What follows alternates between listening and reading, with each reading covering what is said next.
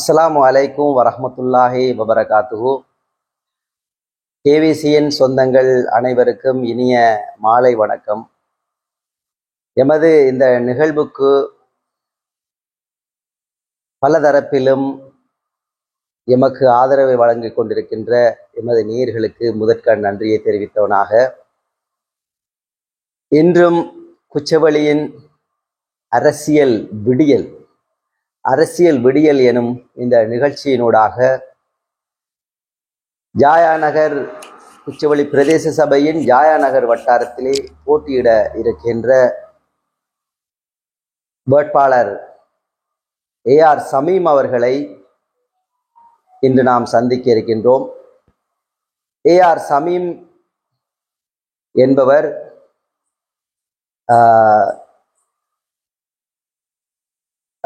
சஜப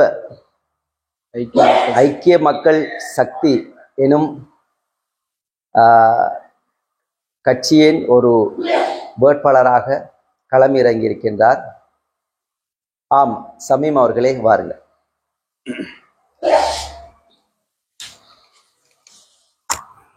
அஸ்ஸலாமு அலைக்கும் வரஹ்மத்துல்லாஹி வபரகாத்துஹு.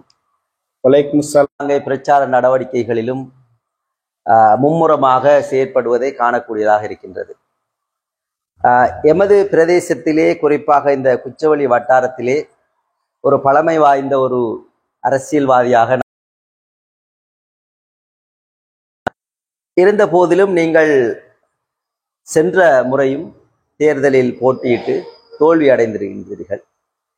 மீண்டும் இந்த தேர்தலுக்காக நீங்கள் முன்வந்திருக்கின்றீர்கள்.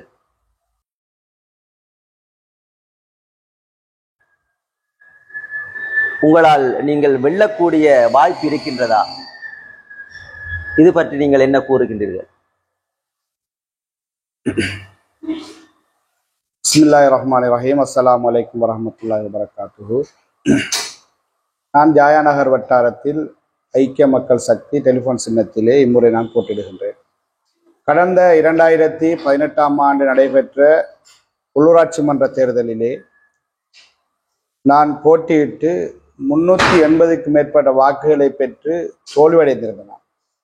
இருந்த போதிலும் நான் தோல்வியடைந்து என்னுடைய அரசியல் பயணத்திலிருந்து நான் விலகவில்லை. அரசியலின் ஊடாக மக்களுக்கு ஏதாவது செய்ய தோல்வியடைந்திருந்தாலும் என்னால் முடியுமான பல வேலை திட்டங்களை நான் இந்த கிராமத்திற்கு, இந்த எனது வட்டாரத்திற்கு நான் செய்திருக்கின்றேன். குறிப்பாக கௌரவ பாராளுமன்ற உறுப்பினர் இம்ரான் மௌரூப் அவர்களுடைய பன்முகப்படுத்தப்பட்ட நிதியிலிருந்து எனது வட்டாரத்துக்குரிய நிதியினை அவர் ஒதுக்கி தந்து அதனூடாக பல வேலை திட்டங்களை நான் செய்திருக்கின்றேன்.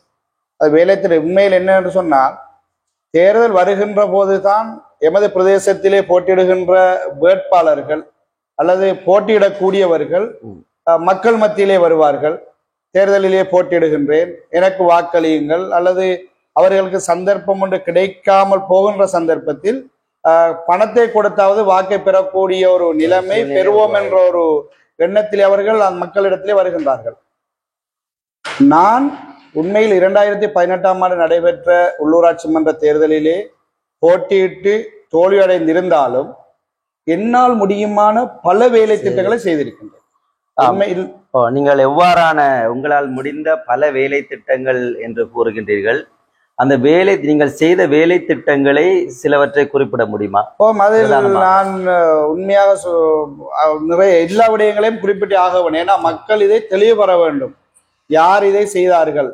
தேர்தலிலே போட்டியிட்டு வெற்றியீட்டி பிரதேச சபையில் இருந்தவர்கள், அல்லது தேர்தல் காலங்களிலே எமது பிரதேசங்களிலே வாக்குகளை பெற்று சென்றவர்கள் இங்கே வேலை செய்திருக்கின்றார்களா, அல்லது தேர்தலிலே தோல்வியடைந்திருந்தும் இந்த பிரதேசத்திற்கு வேலை செய்திருக்கின்றாரா இல்லையா என்பதை மக்கள் தெரிந்து கொள்ள வேண்டும் என்பதற்காக வேண்டி நான் கட்டாயம் அனைத்து வேலைகளையும் நான் சொல்ல வேண்டிய ஒரு நிலையில் இருக்கின்றேன். அதாவது நாங்கள் முதலாவதாக கௌரவ பாராளுமன்ற உறுப்பினர் இம்ரான் மௌரூப் அவர்களிடம் நான் விடுத்த கோரிக்கைக்கு அமைவாக காசிம் நகரிலே அமைந்துள்ள இஸ்மத் ஆங்கில பாடசாலை ஒரு ஓலை மாலிலே இயங்கி வந்த ஒரு பாடர் பாடசாலை. மழை காலங்களிலே அந்த பிள்ளைகள் நடையக்கூடிய ஒரு நிலை இருந்தது. அந்த பாலர் பாடசாலைக்கான கட்டிடம் ஒன்று அவசியம் தேவை, அதை வழங்க வேண்டும் என்று கௌரவ பாராளுமன்ற உறுப்பினர் அவர்களிடம் விடுத்த கோரிக்கை அவர் ஏற்று உடனடியாக அந்த பாலர் பாடசாலைக்கான கட்டிடத்தை எங்களுக்கு தந்தார். அது மாத்திரமல்லாமல் அந்த கட்டிடம் கிடைக்க பெற்றதற்கு பின்னர் பாடசாலை நிர்வாகத்தினர், பாலர் பாடசாலை நிர்வாகத்தினர் என்னிடம் ஒரு கோரிக்கையினை வைத்தார்கள். அந்த பாலர் பாடசாலைக்கான தளபாடங்கள் தேவை என்று. அதனுடைய பணிப்பாளர் ஏஎல்எம் அஸ்மி அவர்கள் இருக்கின்றார். அவரிடம் நீங்கள் கேட்டால் அதற்குரிய அவர் சகல விளக்கத்தையும் அவர் சொல்லுவார். உடனடியாக நாங்கள் அவர்களுக்கு அந்த பாலர் பாடசாலைக்கான தளபாடங்களையும் வழங்கினோம். அது மாத்திரமல்லாமல் காசிம் நகரில் இருக்கின்ற முஹியத்தீன் ஜும்மா பள்ளி வாயிலுடைய ஹவுல் மண்டப வேலை செய்ய வேண்டும் என்று அந்த நாள் இருந்த நிர்வாகத்தினர், அதாவது சிபுனிஸ் ஆசிரியர், ஃபௌசர்தீன் ஆசிரியர், நிலாம்தீன் ஆசிரியர் அவர்கள் அந்த நிர்வாகத்தில் இருந்தார்கள். அவர்கள் விடுத்த கோரிக்கைக்கு அமைவாகவும் உடனடியாக அவர்களுக்கான நிதியினை கௌரவ பாராளுமன்ற உறுப்பினர் இம்ரான் அவர்களிடம் பெற்றுக் கொடுத்திருந்தேன். அது மாத்திரமல்லாமல் முக்கியமாக சொல்ல வேண்டும் உங்களுக்கு ஒரு விடயம் என்னவென்றால், அதாவது அந்த காசிம் நகரையும் 4ஆம் வட்டாரத்தையும் இணைக்கக்கூடிய அந்த வயல் பகுதியால் போகக்கூடிய வீதி இருக்கின்றது அல்லவா, உடனடியாக அவர் செவிசாய்த்து எமக்கு பல லட்சம் ரூபாய் பொறுமதியான நிதியினை பிரதேச செயலகத்தினூடாக ஒதுக்கீடு செய்து அந்த வேலையினை அவர் செய்து முடிப்பதற்கு உதவி செய்திருந்தார். தற்போது அல்ஹம்துலில்லாஹ் அந்த வீதியினூடாக மக்கள் பிரதானமாக அந்த வீதியை காசிம் நகர் 4ஆம் வட்டார மக்கள் மாத்திரமல்லாமல் கூடுதலான மக்கள் பாடசாலை நீங்களும் நான் இருக்கின்றேன் உங்களுடைய கண்ணூடாக கண்டிருப்பீர்கள் என்று இவ்வாறான பொறுமதி மிக்க பல வேலைகளை நான் செய்திருக்கிறேன் இந்த கிராமத்திலே. அது மாத்திரமல்ல, அதாவது பிரதேச சபையின் ஒரு மெம்பராக இல்லாது உங்களுடைய வேண்டுகோளுக்கு இணங்க இந்த விடயங்களை நீங்கள் இந்த மக்களுக்காக செய்திருக்கின்றீர்கள். அந்த கௌரவ மக்கள் விடுத்த வேண்டுகோளுக்காக வேண்டி கௌரவ பாராளுமன்ற உறுப்பினரிடம் நான் முன்வைக்கின்ற பட்சத்தில் உடனடியாக அவர் அதுக்கான நிதியினை பெற்றுத்தந்து அதுக்குரிய அவருக்கு உடனடியாக செய்யக்கூடிய வேலைகளை எனக்கு செய்து தந்திருக்கிறது. நிச்சயமாக ஆமா, உண்மையில் வரவேற்கக்கூடிய ஒரு அம்சமாக இருக்கின்றது. இம்முறை தேர்தலிலே போட்டியிட இருக்கின்றீர்கள். குச்சவெளி, அதாவது இந்த ஜாயாநகர் வட்டாரத்திலே சுமார் எத்தனை வாக்குகள் மொத்தமாக இருக்கின்றன? மன்னிக்கவும் உடைகள் அவர்களே, என்னன்னு சொன்னா அந்த அபிவிருத்தி வேலைகள்ன்றதுல இன்னொரு கொஞ்சம் இருக்கு. அதையும் சொன்னாதான் மக்கள் தெளிவடைவாங்க, யார் செய்தது செய்யலையாண்டு அதையும் சொல்லி முடிச்சிட்டு நான் நீங்க கேட்ட கேள்விக்கு அதை சுருக்கமாக நான் சொல்றேன். அதாவது சொன்னா காசிம் ஜாயநகரை பொறுத்தளவில் 3 கொங்கிரீட் வீதிகளை அமைத்திருக்கின்றோம். அதே போன்று ஜாயாநகரிலே விவசாயிகள் பிரதானமாக பயன்படுத்தக்கூடிய விவசாய வீதிகளை அமைத்திருக்கின்றோம். அது மாத்திரமல்லாமல் ஜாயாநகரிலே பாலர் பாடசாலைக்கான தளபாடங்கள் வழங்கியிருக்கின்றோம். அல்லிக்ரா பாலர் பாடசாலைக்கான அன்னூரியா முஸ்லிம் மகா வித்தியாலயத்தின் அதிபர் விடுத்த வேண்டுகோளுக்கு உடனடியாக நாங்கள் அவர்களுக்கான பிரிண்டர், மின்சார இணைப்பு பெற முடியாமல் கஷ்டமாக இருந்த குடும்பங்களுக்கு கூட மின்சார இணைப்பினை பெற்றுக் கொடுத்திருக்கின்றோம். இதையெல்லாம் நான் ஒரு பிரதேச சபையில் தேர்தலிலே போட்டியிட்டு தோல்வியடைந்து இருந்தாலும் கௌரவ பாராளுமன்ற உறுப்பினர் அவர்களிடம் நான் விடுக்கின்ற கோரிக்கைக்கு செவி சாய்த்து அவர்கள் உடனடியாக எனக்கு என்னுடைய அந்த வட்டாரத்துக்குரிய வேலைகளை செய்யக்கூடியதாக இருந்தது. அதற்கு அமைவாகத்தான் நான் ஒரு தோல்வி அடைந்திருந்தாலும் வெற்றி பெற்ற ஒரு வேட்பாளர்கள் அவர்களால் செய்ய முடியாத வேலையை கூட நான் எனது வட்டாரத்திலே எனது மக்களுக்காக வேண்டி கிராமம் என்று பிரிக்காமல் காசிம் நகர் ஜாயாநகர் என்ற பிரிவு இல்லாமல் சமமான முறையிலே எனது வட்டாரத்திலே இந்த வேலைகளை நான் பரவலாக செய்திருக்கின்றேன். நிச்சயமாக ஆமா, நன்றி சமீம் அவர்களே. நீங்கள் பிரதேச சபையின் ஒரு உறுப்பினராக இல்லாமல் இவ்வாறு பல்வேறுபட்ட சேவை திட்டங்களை செய்திருக்கின்றீர்கள். அதே போன்று மக்கள் மீண்டும் உங்களுக்கு இந்த பிரதேச சபையின் ஒரு உறுப்பினராக வருவதற்குரிய அங்கீகாரத்தினை உங்களுக்கு மக்கள் ஏற்படுத்தினால் எதிர்வரும் காலங்களிலே நீங்கள் குறிப்பிடக்கூடிய எவ்வாறான சேவை திட்டங்களை நீங்கள் செய்வதற்காக எண்ணி இருக்கின்றீர்கள்?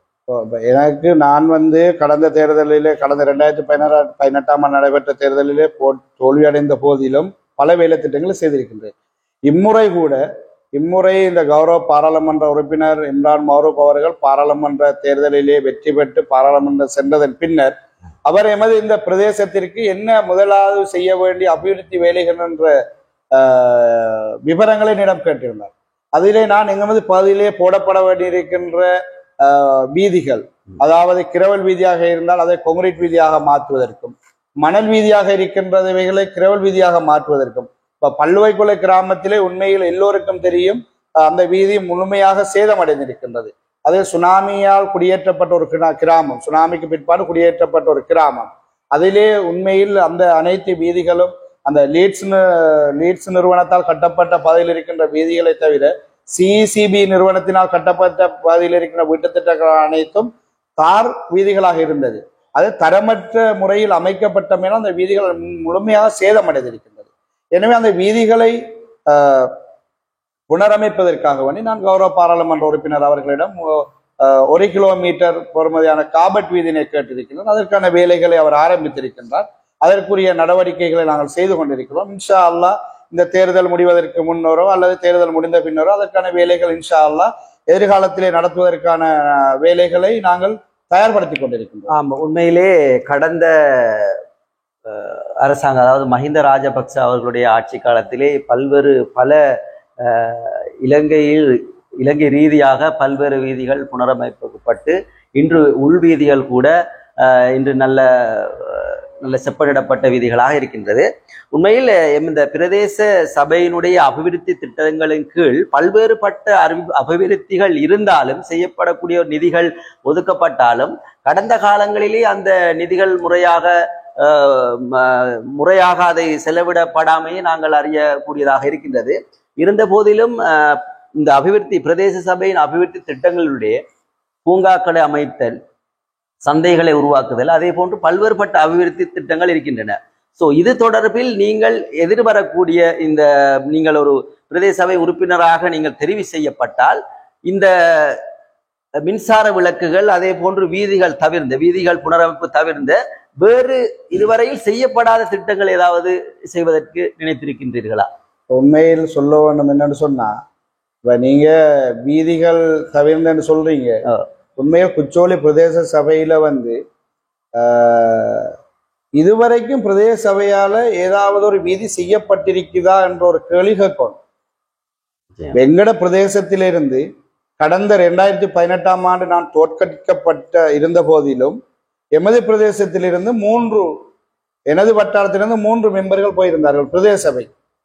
ஆனால் இவர்களால் செய்யப்பட்ட வேலைகள் என்ன என்று பார்க்க வேண்டும். உண்மையில் சொல்ல வேண்டும், ஒரு விஷயத்தை ஞாபகப்படுத்த வேண்டும். அதாவது மரஹூம் ஈசான் மாமா அவர் இருந்த காலத்திலே உண்மையில் வேலைகள் செய்தார்கள். அவருடைய இடத்திற்கு வந்த உறுப்பினர் இருக்கிறார். மீசான் மாமா மரணித்ததன் பின்னர் அந்த இடத்திற்கு முஸ்லிம் காங்கிரசினுடைய உறுப்பினராக வந்தவர் தற்போது தேர்தலிலே போட்டியிடுகின்றார். அவர் மீசா மாமாவுடைய இடத்திற்கு வந்தவர் அவருடைய பிரதேச சபை காலம் முடியும் வரைக்கும் ஏதாவது ஒரு வீர திட்டத்தை இந்த பிரதேசத்துல செய்திருக்கிறார் பார்த்தால் ஒன்றுமே இல்லை. குறிப்பா நீங்க சொல்லக்கூடியவரை நீங்க ஒரு பேரை குறிப்பிடலாமே. ஆமா, உண்மையில் என்னன்னா பலீல் அமீன் என்பவர் ஸ்ரீலங்கா முஸ்லிம் காங்கிரஸிலே போட்டியிடுகின்றார். இவர் கடந்த 2018ஆம் ஆண்டு நடைபெற்ற தேர்தலிலே என்னுடன் இணைந்து போட்டியிட்ட மரஹூம் மீசான் மாமா அவர்கள் வெற்றி பெற்று பிரதேச சபைக்கு சென்று கொஞ்ச காலம் அவர் இருந்தார். அவருடைய மரணத்தின் பின்னர் உண்மையில் அவர் இருந்த காலங்களில் நிறைய சேவைகள்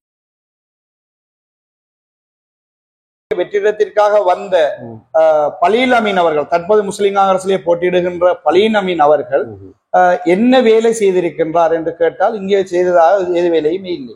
அதாவது கடைசியாக பிரதேச சபையால் செய்யக்கூடிய ஒரு வேலை ஒன்று இருக்கின்றது. அதாவது தண்ணீர் இல்லாத பிரதேசங்களில் தண்ணீரை கொடுப்பது. இதையாவது கொடுத்தார் என்று பார்த்தால் இல்லை. உண்மையில் எமது இந்த ஜாயாநகர் வட்டாரத்திலே பல்வைக்குளம், சல்லிமுனை போன்ற பகுதிகளிலே குடிநீர் பிரச்சனை இருக்கின்றது. அதாவது சுனாமிக்கு பிற்பாடு குடியேற்றப்பட்ட கிராமத்திற்கு இதுவரைக்கும் அடிப்படை வசதியான குடிநீர் வசதி செய்து கொடுக்கப்படவில்லை. அதாவது ஸ்ரீலங்கா முஸ்லிம் காங்கிரசுடைய தலைவர் ரவுஃப் ஹக்கீம் அவர்கள் 2018ஆம் ஆண்டு நடைபெற்ற தேர்தல் பிரச்சார மேடையிலே மர்ஹூம் மீசான் மாமாவுடைய பிரச்சார மேடையிலே சொல்லியிருந்தார், நீங்கள் இவரை வெல்ல வையுங்கள், குச்சவெளிக்கான குடிநீர் இணைப்பை உடனே நான் உங்களுக்கு வழங்குவேன் என்று. அதை நம்பி மக்கள் வாக்களித்து வெற்றி பெற செய்தார்கள். அந்த நேரத்திலே இருந்த ஸ்ரீலங்கா முஸ்லிம் காங்கிரசினுடைய தலைவர் ரவுஃப் ஹக்கீம் அவர்கள் நீர்வளங்கள் வடிகால அமைப்பு அமைச்சராக இருந்தார். அமைச்சராக இருந்த அவர்களால் இந்த பிரதேசத்திற்கு தண்ணி கொண்டு தர முடியாது போன அவர்கள் எவ்வாறு எதிர்வருகின்ற காலத்தில் இந்த மக்களுக்கு சேவை செய்ய போகின்றார்? எனவே அதே கட்சியில் தற்போது பலீல் அமீன் என்பவர் போட்டியிடுகின்றார். அவர் ஏற்கனவே பிரதேச சபையிலே இருந்தவர். நிச்சயமாக இந்த நீர் உண்மையில் பல்லுவக்குளம், அதே போன்று குச்சவெளியின் 4ஆம் வட்டாரம் பகுதியில், அதே போன்று வடலைக்குளம் போன்ற பகுதியில் இந்த தண்ணீர் குடிநீர் பிரச்சினை நீண்ட காலமாக இருக்கின்ற ஒரு விடயமாக இருக்கின்றது. எனவே இது தொடர்பில் இந்த தண்ணீர் பிரச்சனையை தீர்ப்பதற்கு நீங்கள் ஏதாவது ஒரு முயற்சியில் எடுத்திருக்கிறீர்களா? நாங்கள் முயற்சி எடுத்து கடந்த 3 தினங்களுக்கு முன்னர் கௌரவ பாராளுமன்ற உறுப்பினர் பாராளுமன்றத்திலே இது சம்பந்தமான ஒரு பிரேரணை கொண்டு வந்து நீர்வளங்கள் வடிகாலப்பு அமைச்சருடன் கதைத்து, அதற்கு நீர்வளங்கள் வடிகாலப்பு அமைச்சர் பாராளுமன்றத்திலே கௌரவ பாராளுமன்ற உறுப்பினர்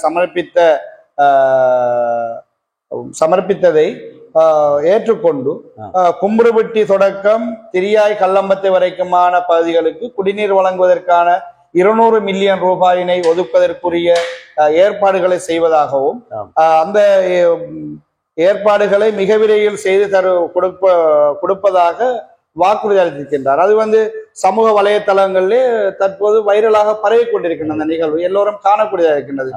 இம்ரான் மௌரூப் என்ற பேஸ்புக் ஐடியிலே அடித்து பார்த்தால் விளங்கும். அந்த நீர்வளங்கள் வழிகாப்பு அமைச்சரினால் கூறப்பட்ட விடயம், கௌரவ பாராளுமன்ற உறுப்பினர் என்ன விடயம் முன்வைக்கப்பட்டிருக்கின்றது. அதாவது என்ன சொல்லணும் என்று சொன்னா, எங்கட கிராமத்தை பொறுத்த அளவுல பல கட்சிகள்ல பல பேர் போட்டியிடுவாங்க. அதே போல பல கட்சிகள்ல பல பேர் பிரதேச அந்த பாராளுமன்ற எலெக்ஷன் தேர்தலிலே போட்டியிட்டு வருவாங்க வாக்கெடுப்பதற்காக வேண்டாம். ஆனால் வாக்கை பெற்றுக் கொடுக்கக்கூடிய நாங்கள் யாருமே தயாரில்லை அவர்கள் மூலமாக எமது பிரதேசங்களிலே சேவைகளை செய்து கொள்வதற்கு.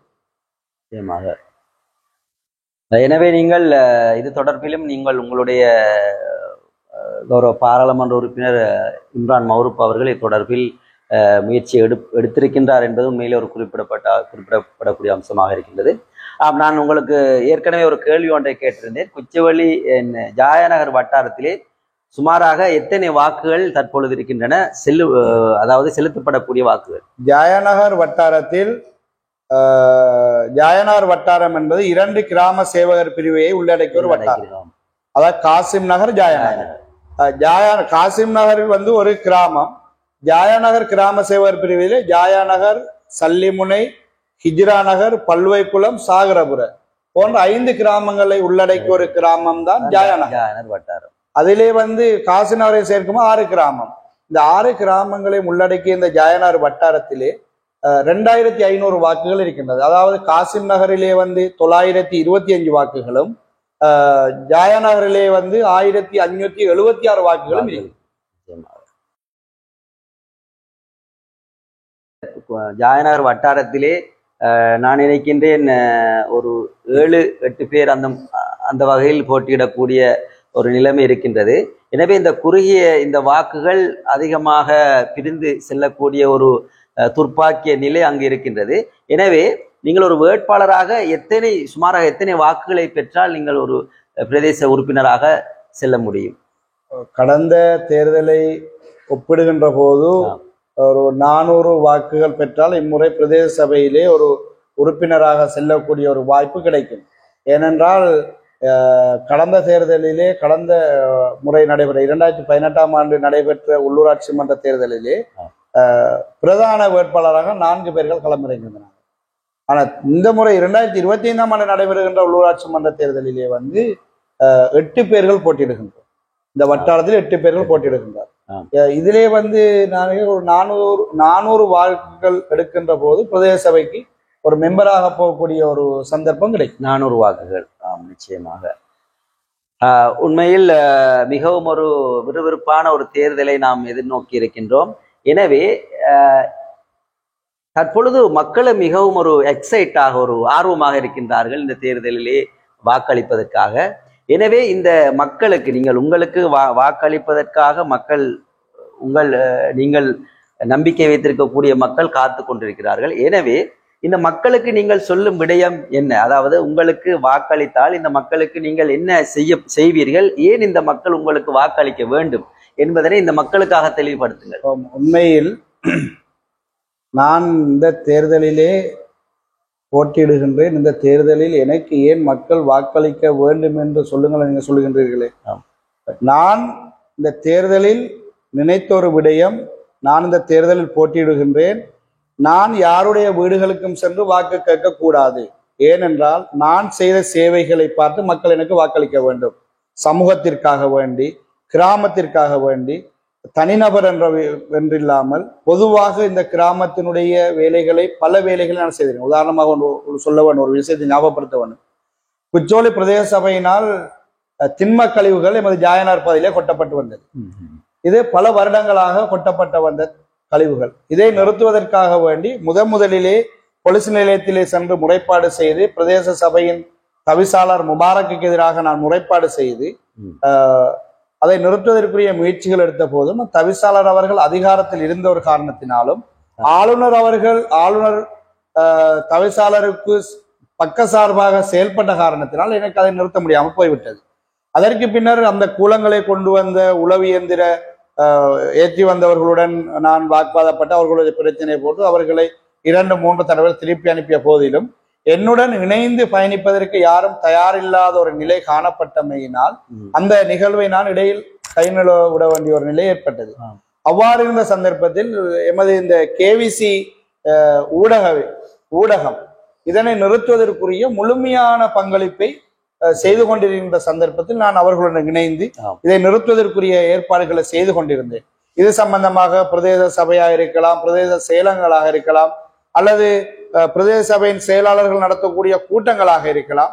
எதுவாக இருந்தாலும் நான் இந்த கூல விடயம் சம்பந்தமாக, கூலத்தை நிறுத்துவது சம்பந்தமாக கதைத்து அதற்குரிய நடவடிக்கைகள் எடுக்குமாறு கூறி பல தடவைகள் கூறியிருந்தேன். இதுக்கு உண்மையில் கேவிசி ஊடகம் முழுமையாக பங்களிப்பு செய்தது என்பதை யாருமே மறைக்கவோ முடியாத ஒரு விடயம்.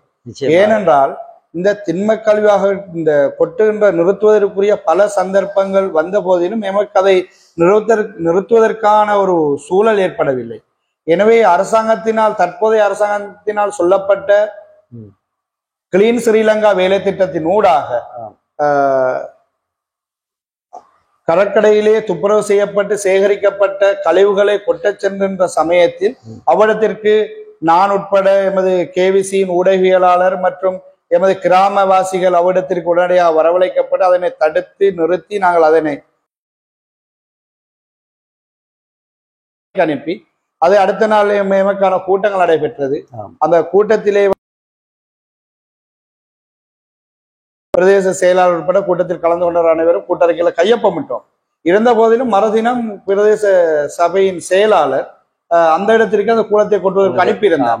அந்த இடத்திற்கு திரும்பவும் நாங்கள் சென்று அதனை மறைத்து நிறுத்தி தற்போது அதை கொட்ட விடாமல் ஆக்கியிருக்கின்றோம்.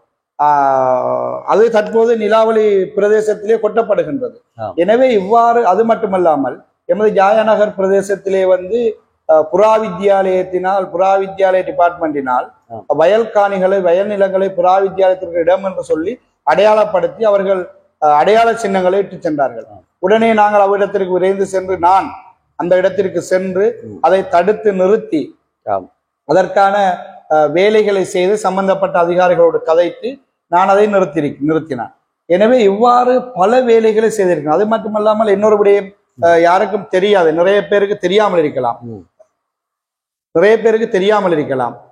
என்னன்னு சொன்னா, கடந்த 2024ஆம் ஆண்டு 12ஆம் மாதம் 26ஆம் தேதி எல்லோரும் வேளாண்மை வெட்டி வீடு வந்த சமயம் கனியவள கூட்டுத்தாபனத்தினால் எமது வயல் பிரதேசங்களிலே மண் அகழ்வுக்காக வேண்டி வந்தார்கள். மண் பரிசோதனை செய்து இதிலே கனியவள மண் இருக்கின்றதா என்ற பரிசோதனை செய்ய வந்தார்கள். அந்த சமயம் எமது பிரதேசத்தில் உள்ளவர்கள் 2ஆம் மாதம் 21ஆம் தேதி 2025 2ஆம் மாதம் 21ஆம் தேதி அளவிலே எமக்கு அறிவித்தார்கள். உடனே நான் அந்த இடத்திற்கு விரைந்து சென்று எமது கிராமத்தில் உள்ளவர்களை அவ்விடத்திற்கு கூட்டி சென்று சம்பந்தப்பட்டவர்களுடன் அதை தடுத்து நிறுத்தி நான் அந்த பிரதேசத்திலே இருந்து, அந்த பகுதியிலிருந்து அவர்களை அப்புறப்படுத்தி மறுதினம் பிரதேச செயலகத்திலே பிரதேச செயலாளர் மற்றும் அரசாங்க அதிபர், திருவண்ணாமலை மாவட்ட அரசாங்க அதிபர் உள்ளிட்ட அதிகாரிகளை அவரிடத்துக்கு வரவழைத்து பேச்சுவார்த்தை நடத்தி குறிப்பிட்ட வயல் நிலங்களுக்கு அப்பால் சென்று அவர்கள் அதனுடைய பரிசோதனை செய்வதற்குரிய நடவடிக்கை செய்து கொண்டிருக்கின்றனர். நீங்க கேட்ட கேள்வி, மக்களுக்கு என்ன சொல்ல வருகிறீர்கள்? ஏன்னா இதெல்லாம் நான் மக்களுக்காக வேண்டி யாருடைய எந்த ஒரு அரசியல்வாதியுடைய ஆதரவும் இல்லாமல் நான் செய்திருக்கின்றேன். இதே மாதிரி பல விடயங்கள் நான் செய்திருக்கின்றேன். என்னிடம் காசு இல்லாமல் இருக்கலாம், ஆனால் எனக்கு மக்களுக்கு சேவை செய்ய வேண்டும் என்ற மனப்பாங்கு என்னிடம் இருக்கின்றது. நான் இன்று தற்போது பார்ப்போம் என்றால், இந்த தேர்தல் காலம் வந்தவுடன் தேர்தலிலே போட்டியிடக்கூடிய வேட்பாளர்கள் மக்களுக்கு உடுப்பு என்றும் உணவுப் பொருட்கள் என்றும் காசு என்றும் வழங்கக்கூடிய ஒரு கலாச்சாரம் வந்து கொண்டிருக்கின்றது. இதற்கு முதல் இவர்கள் எங்கே போயிருந்தார்கள்? மக்கள் இதை சிந்திக்க வேண்டும். தேர்தல் வந்தவுடன் மாத்திரம் வரக்கூடியவர்கள் இதற்கு முதல் எங்கே இருந்தார்கள்? கோமாவில் இருந்து ஒலிம்பி வந்தவர்களா? கூறுவதை பார்த்தால் மக்களை இந்த தேர்தல் காலங்களில் மட்டும் ஏமாற்றி வாக்குகளை சூறையாடக்கூடிய ஒரு சூழ்நிலை இருக்கின்றதாக நீங்கள் குற்றச்சாட்டுகிறீர்களா? இதில் ஒரு விடயத்தை நீங்கள் உன்னிப்பாக கவனிக்க வேண்டும். பிரதேச சபையிலே தெரிவு செய்யப்படக்கூடிய வேட்பாளருக்கு கிடைக்கக்கூடிய ஒரு மெம்பருக்கு கிடைக்கக்கூடிய சம்பளம் 15,000 ரூபாய். ஒரு மாதத்துக்குரிய சம்பளம். ஒரு வருடத்துக்குரிய சம்பளம் 1,80,000. 1,80,000 என்றால் 4 வருடத்திற்கும் 7,20,000 ரூபாய் தான் மொத்தமாக கிடைக்கக்கூடிய சம்பளம் ஒரு பிரதேச சபையுடைய மெம்பருக்கு. அந்த பிரதேச சபையின் உறுப்பினருக்கு 7,20,000 ரூபாய் சம்பளம் கிடைக்குது என்றால் ஒரு உறுப்பினர் 20 லட்சம் செலவழிக்கிறார் என்று வைத்துக் கொள்ளும். இந்த தேர்தலில் வெற்றி கொள்வதற்காக வேண்டி மக்களிடமிருந்து வாக்குகளை பெற்றுக் கொள்வதற்கு அவர் காசு என்றோ அல்லது பொருட்கள் என்றோ கொடுத்து 20 லட்சம் ரூபாய் ஒரு வேட்பாளர் செலவு செய்து வெற்றி பெற்றால் அவருக்கு கிடைக்கக்கூடிய சம்பளம் 7,20,000. அப்ப மீதமாக உள்ள 12,80,000 இவர் எவ்வாறு உழைப்பார்? இதை மக்கள் புரிந்து கொள்ள வேண்டும். அவர்களுடைய பதவிகளை தக்க வைப்பதற்காக வேண்டியும் அல்லது பிரதேச சபையிலே தெரிவு செய்யப்பட்டு வரக்கூடிய இன்னொரு நபருக்கு ஆதரவு தெரிவித்து அவர் செலவழித்த செலவினங்களை பெற்றுக்கொள்வதற்காக வேண்டி அவர் இந்த பணத்தை செலவழிக்கின்றார். இதிலே மக்கள் தெளிவடைய வேண்டும். நான் உண்மையில் மக்களுக்காக வேண்டி நிறைய வேலைகளை, நிறைய வேலை திட்டங்களை, நிறைய என்னால் முடியுமான வேலைகளை செய்திருக்கின்றேன். நான் காசு கொடுத்து வாக்கு கேட்கக்கூடிய நிலைப்பாட்டிலே அல்லது காசு கொடுத்து வாக்கெடுக்கக்கூடிய நிலைப்பாட்டில் நான் இல்லை. மக்கள் நான் செய்த சேவைகள் மக்களுக்கு பிடித்திருந்தால், என் மீது மக்களுக்கு நம்பிக்கை இருந்தால் மக்கள் எனக்கு வாக்களிப்பார். நிச்சயமாக சிறப்பான ஒரு விடயத்தினை குறிப்பிட்டிருந்தீர்கள். ஆனால் கண்டிப்பாக குறிப்பிடப்படக்கூடிய ஒரு விடயம், திருவோணமலை மாவட்டத்திலே 2வது வருமானம் ஈட்டக்கூடிய பிரதேச சபையாக குச்சவெளி பிரதேச சபை இருக்கின்றது. சுற்றுலா பயணிகள், அதாவது உல்லாச ஹோட்டல்களின் அதிகமாக வரிகள் எடுக்கப்படுகின்றது. அதே போன்று பல்வேறு வகையான வருமானங்கள் எமது பிரதேச சபைக்கு இருக்கின்றது. எனவே கடந்த காலங்களில் அபிவிருத்தி திட்டங்களை நாங்கள் பார்க்கின்ற பொழுது மிகவும் குறைவான ஒரு அபிவிருத்தி திட்டமாகவே இருக்கின்றது. எனவே அரசினாலும் மாதாந்தம் சில கொடுப்பன ஒரு தொகை ஒன்று பிரதேச சபைக்காக ஒதுக்கப்படுகின்றது.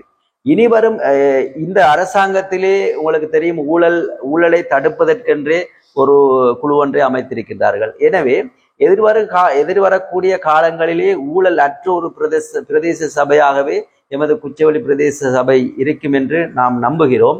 எனவே இவ்வாறான ஒரு சூழ்நிலை ஏற்படுகின்ற பொழுது நீங்கள் உண்மையில் உங்களுக்கு ஒரு வாய்ப்பொன்று அமைந்தால், நீங்கள் குறிப்பாக நான் மீண்டும் இந்த விடயத்தினை உங்களுக்கு சுட்டிக்காட்ட நான் கேட்கக்கூடிய காரணம், புறா வித்தியாலயத்துக்கு சொந்தமான காணி என்று அண்மையில் இந்த மார்க்கெட் காணி பிரச்சனைக்கு உள்ளாகி இருந்தது.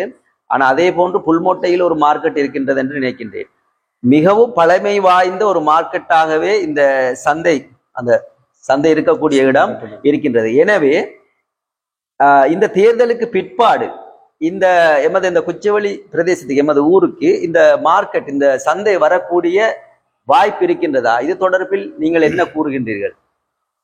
உண்மையில் 1976ஆம் ஆண்டு இந்த சந்தை கட்டிடம் அந்த குச்சவெளி அந்த பிரதேசத்திலே, அந்த பழைய பொலிசிக்கு முன்னால் இருக்கக்கூடிய அந்த இடத்திலே அமையப்பெற்றிருந்தது. 1990ஆம் ஆண்டு இடம்பெற்ற வன் செயலிலே எமது பிரதேசத்திலிருந்து அனைவர்களும் அகதிகளாக ஒரோபத்தானை மற்றும் மற்ற பிரதேசங்களுக்கு சென்றிருந்தார்கள். 1990ஆம் ஆண்டு. அந்த 90ஆம் ஆண்டு செல்வதற்கு முன்னர் 1972ஆம் ஆண்டிலிருந்து அந்த கட்டிட தொகுதி அந்த பகுதியிலே இயங்கி வந்தது, அந்த சந்தை தொகுதி. உண்மையில் இந்த பிரதேச சபைக்கு வந்த தவிசாளர்கள் நினைத்திருந்தால் அந்த கட்டிட தொகுதியினை, அந்த சந்தை தொகுதியினை அதில் ஆரம்பித்திருக்கலாம். அது ஆரம்பிப்பதற்குரிய பல வழிகள் இருந்தது. உதாரணத்துக்கு இப்ப நீங்க ஒரு விடயத்தை உன்னிப்பா பாருங்கன்னா பாடசாலைகளில் சந்தை நிகழ்வுகளை நடத்துகின்றார்கள். இந்த பிரதேச சபை நினைத்திருந்தால் பிரதேச சபையுடைய பிரதேச சபைக்கு வந்த தவிசாளர்கள் அல்லது பிரதேச சபைக்கு எம்மால் தெரிவு செய்யப்பட்டு போனவர்கள் நினைத்திருந்தால் அதிலே ஒரு பகுதியினை துப்புரவு செய்து அந்த பகுதியிலே நாங்கள் மெதுவாக அந்த சந்தை தொகுதியினை நாங்கள் சந்தை நடத்துவது போன்ற நிகழ்வுகளை ஆரம்பம் செய்திருந்தால் இவ்வளவு காலத்திற்கும் அந்த இடம் எமக்கு கிடைத்தும் இருக்கும். அந்த இடத்திலேயே இதுவரைக்கும் சந்தையை நடத்துவதற்கான வேலைகள் நடைபெற்றது. நீங்கள் குறிப்பிடுவதை பார்த்தால் கடந்த பிரதேச சபை தவிசாளராக முபாரக் அவர்கள் தவிசாளராக இருந்தார். எனவே நீங்கள் அவர் இது தொடர்பில் மிகவும் உதாசீனமாக, அதாவது ஒரு கவனஈனமாக இருந்தார் என்று கூற வருகின்றீர்களா? நீங்க கேட்ட கேள்விக்கு பதில் சொல்றதுக்கு முதல்ல இன்னொரு விஷயத்தை நான் தெளிவுபடுத்தலாம். குச்சோலி பிரதேச சபை என்று சொல்றது தென்னமரவாடி தொடக்கம் 6ஆம் கட்டை வரைக்குமான பகுதிதான் குச்சோலி பிரதேச சபை.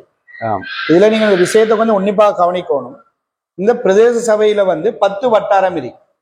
இதுனா பிரதேசவாதம் கதைக்க இல்லை. இதுல எங்கட பகுதியிலிருந்து தெரிவு செய்யப்பட்டு போற உறுப்பினர்கள் விட்ட பிள்ளைதான் இந்த அளவுக்கு எங்களை பின்னடைய கொண்டு போயிருக்கு. அதைத்தான் நான் சொல்ல வரேன். என்னன்னு சொன்னா, தயவு செய்து புல்மோட்ட சகோதரர்கள் பிரதேசவாதம் கதைக்கிறேன்னு நீங்க நினைத்துக் கொள்ளக்கூடாது. இதுல என்னன்னு சொன்னா விடயங்களை என்னன்னு சொன்னா பிரதேச, அதாவது இந்த 10 வட்டாரம் இருக்கு. புல்மோட்டையில 3 வட்டாரம். ஆனால் பிரதேச சபை நியமனத்தில், பிரதேச சபையால் கொடுக்கப்பட்ட நியமனத்தில் 78 பேர் புல்மோட்டையை சேர்ந்தவர் இருக்கிறாங்க. யானையாக்கு அங்கால தென்னமரவாடியிலிருந்து யானையா பாலத்துக்கு அங்கால 78 பேர் இருக்கிறாங்க. 78 பேருக்கு மேலதான் இருக்கு பிரதேச சபை நியமனத்துல. அதே போல யானையா பாலத்திலிருந்து 6ஆம் கட்ட வரைக்கும் உள்ள பகுதியில 7 வட்டாரம் இருக்கு. இதுல இருக்கக்கூடியவர்கள் 27 பேர். அதிகமானவர்கள் புல்மட்டை கொடுக்கப்படுகிறார். இது அவர்களுடைய திறமை. இது அங்குள்ளவர்களுடைய திறமை. எமது பிரதேசத்திலிருந்து தெரிவு செய்யப்படக்கூடியவர்கள் என்ன செய்கின்றார்கள், போனவர்கள் செய்தார்கள். ஆனால் அங்கால் புல்மட்டை போன்ற பிரதேசங்களிலிருந்து வந்தவர்கள் அவங்களுடைய கிராம அபிவிருத்தி, அவங்களுடைய கிராம வேலை வாய்ப்பு என்ற விடயங்களிலே அவர்கள் உன்னிப்பாக இருந்தார்கள். எனவே நான் இன்ஷா அல்லாஹ் இம்முறை தெரிவு செய்யப்பட்டு இந்த பிரதேச சபைக்கு நான் ஒரு உறுப்பினராக போனால் என்னால் முடியுமான சகல வேலை திட்டங்களையும் இந்த பிரதேசத்துக்கு செய்வேன். அதாவது ஒரு பிரதேச சபையிலே பிரதேச சபை உறுப்பினருக்கு ஒதுக்கப்படக்கூடிய நிதி எவ்வளவு என்று கூட பிரதேச சபையிலே தெரிவு செய்யப்பட்டு போன வேட்பாளர் உறுப்பினருக்கு தெரியாமல் இருக்கின்றது.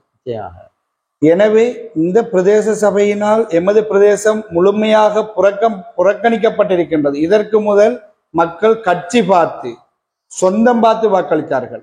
எனவே அவ்வாறான நிகழ்வினை மக்கள் கைவிட்டு உண்மையில் இந்த கிராமத்திற்குரிய சேவை செய்யக்கூடியவர் யார் என்பதை இனம் கண்டு அவர்களுக்கு மக்கள் வாக்களிக்க வேண்டும். ஆமா, தற்பொழுது சுமார் 30 நிமிடங்களை தாண்டி இருக்கின்றது. ஆகவே நாங்கள் இத்தோடு இந்த நிகழ்ச்சியை முடிக்கும் தருவாய் வந்திருக்கின்றது. எமது வினாக்களுக்கு அழகிய முறையில் தெளிவான ஒரு பதிலை இந்த ஊடகத்தின் வாயிலாக மக்களுக்கு அளித்திருந்தீர்கள்.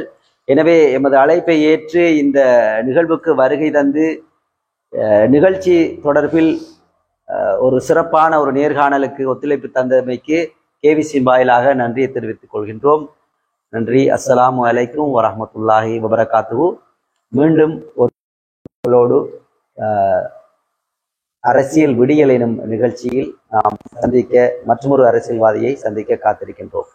நீங்கள் ஏதாவது கூறியிருக்கிறீர்கள்? உண்மையில் இவ்வாறான ஏற்பாடு செய்து மக்களுக்கு ஒவ்வொரு பிரதேச சபையில் தேர்தலிலே போட்டியிடுகின்ற வேட்பாளர்கள் இதற்கு முன்னே என்ன செய்திருக்கின்றார்கள், இனி என்ன செய்ய இருக்கின்றார்கள் என்பதனை மக்களுக்கு தெளிவுபடுத்துவதற்கு, அதாவது மக்கள் இலகுவாக விடயங்களை அறிந்து கொள்வதற்காக வேண்டி இந்த கேவிசி ஊடகம் இவ்வாறான நிகழ்வை ஏற்பாடு செய்வதன் உண்மையில் மக்களுக்கு ஒரு பிரயோசனமான ஒரு விடயம். எனவே இந்த ஊடகங்களால் சந்திப்போடு நின்று விடாமல் உண்மையில் மக்களுக்கு என்ன நடக்கின்றது, மக்களுக்குரிய வேலைகள் நடக்கின்றதா இல்லையா என்பதனை கண்காணிப்பது, அதற்குரிய ஆய்வுகளை நடத்த வேண்டிய பொறுப்பு உங்களுக்கு இருக்கின்றது. ஊடகம் என்ற வகையிலே நீங்கள் மக்களுக்குரிய சேவைகள் சரியான முறையில் சென்றடைகின்றதா என்று கண்காணித்து, எனவே இன்ஷா அல்லாஹ் மக்கள் எனக்கு ஒரு நம்பிக்கை இருக்கின்றது, வருகின்ற இந்த நடைபெற இருக்கின்ற உள்ளூராட்சி மன்ற தேர்தலிலே காசி பொருட்களுக்கு மக்கள் ஆசைப்படாமல் உண்மையாக எனக்கு மக்கள் வாக்களிப்பார்கள் என்ற 100% நம்பிக்கை இருக்கின்றது. என்னை மக்கள் இந்த பிரதேச சபைக்கு ஒரு உறுப்பினராக அனுப்பினால் நான் இன்ஷா அல்லாஹ் கல்வி விடயங்களாக இருக்கலாம், விளையாட்டாக இருக்கலாம், இன்னொரு விடயங்களாக இருக்கலாம், எதுவாக இருந்தாலும் என்னுடைய முழு நேரத்தையும் இந்த மக்களுடைய நலனுக்காக வேண்டி நான் செலவழிப்பதற்கு தயாராக இருக்கின்றேன். எனவே என்னை இந்த நிகழ்விற்கு அழைத்தமைக்கு கேவிசி ஊடகத்திற்கு நன்றியினை தெரிவித்துக் கொள்வதோடு, எனவே இந்த நிகழ்விலே சிறப்பாக என்னுடன் உரையாடியதற்கு உங்களுக்கும் நன்றியினை தெரிவித்து விடைபெற்றுக் கொள்கிறேன். அஸ்ஸலாமு அலைக்கும் வரஹ்மத்துல்லாஹி வபரகாத்துஹு. வாழ்த்துக்கள். உங்களுடைய வெற்றி பயணம் சிறப்பாக அமைய கேவிசியின் வாயிலாக எமது வாழ்த்துக்களை தெரிவித்துக் கொள்கிறோம். நன்றி நேயர்களே.